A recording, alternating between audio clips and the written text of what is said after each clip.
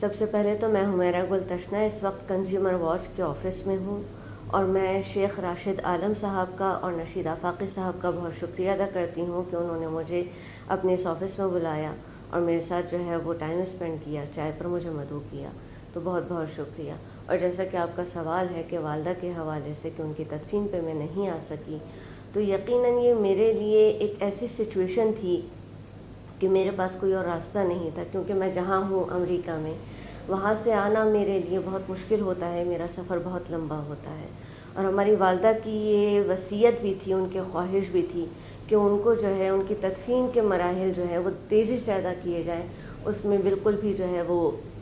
ان کو انتظار نہ کروایا جائے۔ تو ہم نے کوشش کی کہ ہم اپنی والدہ کی اس خواہش کا احترام کریں اور جلد از جلد ان کی تدفین کے مراحل ادا کیے گئے۔ یقیناً یہ میرے لیے ایک تکلیف دہ بات ہے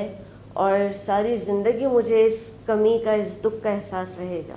لیکن بہرحال جو اللہ کی مرضی اور جو والدہ کی مرضی۔ آفاقی صاحب بہت اچھا آپ نے سوال کیا کہ اس وقت جو ادب میں ہمارے لڑائی جھگڑے کی صورتحال ہے، معاملہ یہ کہ لڑائی جھگڑا ادب میں ہی نہیں، کسی بھی سچویشن میں ہو وہ اچھا تو ہوتا نہیں ہے۔ ایک عجیب و غریب خیاس کی سچویشن جو ہے وہ کریٹ ہوتی ہے، اور وہ ذہنی انتشار کا جو ہے وہ بیسکلی وجہ بنتی ہے۔ تو یہ رویہ کہیں پر بھی ہو، کبھی بھی ہو، اچھا نہیں ہوتا، مثبت نہیں ہوتا، خوش آئند نہیں ہوتا۔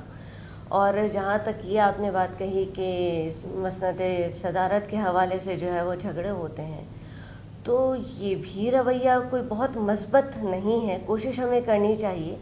کہ نوجوانوں کو بھی کوشش کرنی چاہیے کہ وہ اپنے سینئرز کا احترام کریں، جو ان کی جگہ ہے ان کو اس جگہ پر ایکسیپٹ کیا جائے اور ان کی عزت اور توقیر میں کسی قسم کی کمی نہ رکھی جائے۔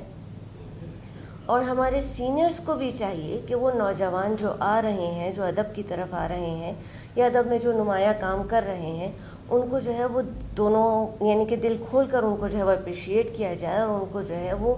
جگہ دی جائے، ان کو اچھے سے جو ہے وہ ان کی مینٹورنگ کی جائے، کیونکہ ہمارے یہاں جو ہے وہ مینٹورنگ کا معاملہ بہت ختم ہوتا جا رہا ہے،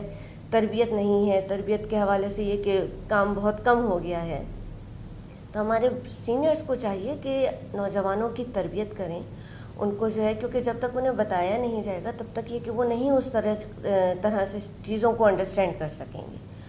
تو بہرحال یہ رویہ دونوں طرف سے ہونا چاہیے، عزت کا، مفاہمت کا، اور مثبت رویے کو ہمیں اپروچ کرنا چاہیے، نہ کہ منفی۔ آفاقی صاحب مجھے لگ رہا ہے یہ ریل وائرل ہونے والی ہے۔ مثبت پہلو یہ کہ متشاعر ہوں یا متشاعرات ہوں، یہ تو بہت طویل عرصے سے سلسلہ چل رہا ہے، اور جو متشاعر ہے یا جو متشاعرہ ہے اس سے کہیں زیادہ تو سوال ان سے بنتا ہے جو متشاعر اور متشاعرات کو انٹروڈیوس کروا رہے ہیں، جو انہیں اس فیلڈ میں لے کر آ رہے ہیں، کیونکہ اس کے حوالے سے میں یہ کہوں گی کہ یہ ادبی کرپشن ہے جو ہو رہا ہے، کیونکہ لکھ کر دینا، لکھوا کر پڑھنا، اس سے آپ کو ٹیمپریری تو تھوڑا بہت آپ کا نام ہو سکتا ہے، لیکن آپ کو کبھی بھی اس سے ترقی نہیں مل سکتی، اس سے آپ کو فیم نہیں مل سکتا، اس سے آپ کو عزت نہیں مل سکتی۔ یہ وقتی طور پر ٹیمپریری سچویشن میں ہو سکتا ہے کہ بہت لوگ آ رہے ہیں، راستہ ہے، کچھ لوگ شامل ہو گئے، پھر کچھ لوگ وہیں پہ ختم بھی ہو جاتے ہیں۔ تو ایسے لوگوں کا آنا جانا یہ ادب کو تھوڑا سا ٹیمپریری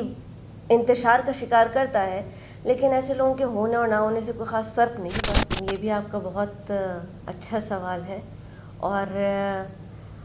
میں نہیں سمجھتی کہ کسی بھی شاعر کو جب تک وہ عشق نہ کرے یا محبت کے کسی جذبے سے اس کی واقفیت نہ ہو تو وہ اشعار نہیں کہہ سکتا۔ شاعری جو ہے وہ خدا دین صلاحیت ہے، اگر تو اللہ تعالیٰ آپ پر مہربان ہے تو آپ شعر کہہ سکتے ہیں، اور اللہ تعالیٰ نے آپ میں وہ چیز رکھی ہے کہ آپ شعر کہہ سکیں۔ ادروائز یہ ساری وہ چیزیں ہو سکتی ہیں جو آپ کی اس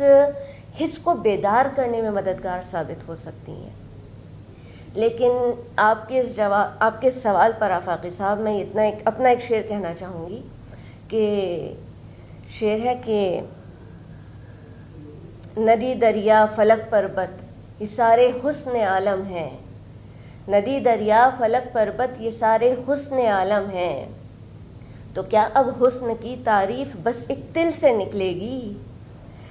تو شاعری کے لیے محبت بہت اچھا ہے کہ اگر آپ اس جذبے سے آشنا ہوتے ہیں، لیکن اگر نہیں ہے تو ایسا نہیں ہے کہ آپ شاعر نہیں بن سکتے.